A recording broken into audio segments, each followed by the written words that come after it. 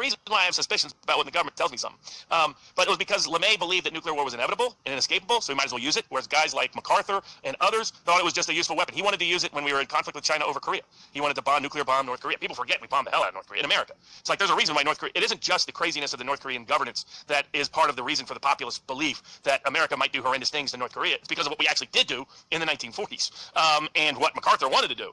And then LeMay and others, in fact, they gave the proposal to President Eisenhower to nuke China. I mean, that was on the agenda twice during the different Taiwan Strait crises that happened in the early 1950s. And look, Eisenhower was like, no, hold on a second, we're not going to war with China. Bad idea.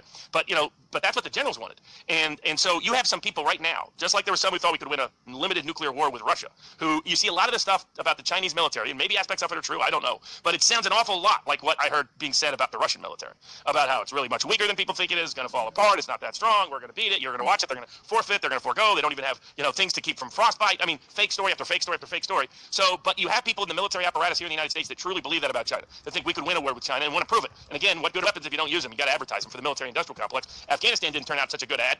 Ukraine sure didn't turn out such a good ad. So maybe China can turn out to be a decent ad.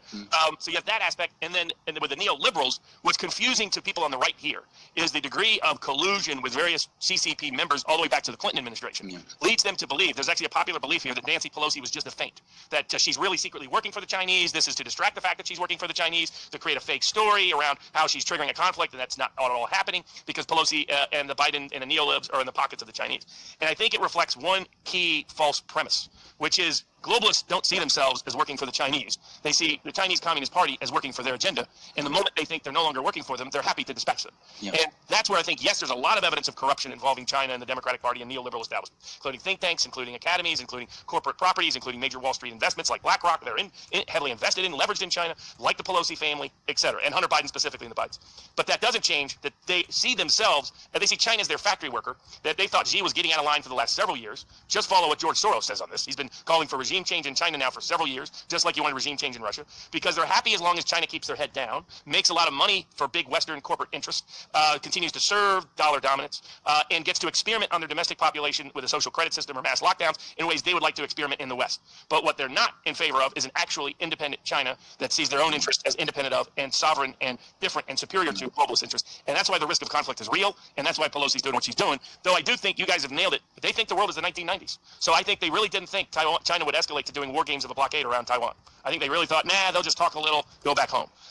And we've seen otherwise, and that's why it's not, you look at the global history over time, over 5,000 plus years, as you guys have, then you know that the risk of civilizations and governments collapsing and falling is more often from their incompetence than it is from their malevolence. And we're seeing that in live time, the risk of it in live time in the West, I think, in China. I completely agree. Now, can I just say, I think you're absolutely right in the sense that